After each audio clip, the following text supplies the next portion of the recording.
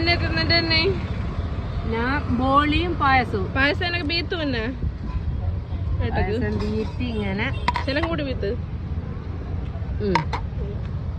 പായസം ഇങ്ങനെ പാലയുടെ പായസം ഇങ്ങനെ ബീത്തിച്ചും കൊളച്ചും ഒക്കെ രണ്ടും കൂട്ടി കൊളച്ച് ഇങ്ങനെ അങ്ങനെയുണ്ട്. നല്ല ടേസ്റ്റ്. ഇവിടെയുള്ള സ്പെഷ്യൽ ഏറ്റവും ഇവിടെ ഫേമസ് ആണ്. കോഴിക്കോട് ബീച്ചിലാണിത്.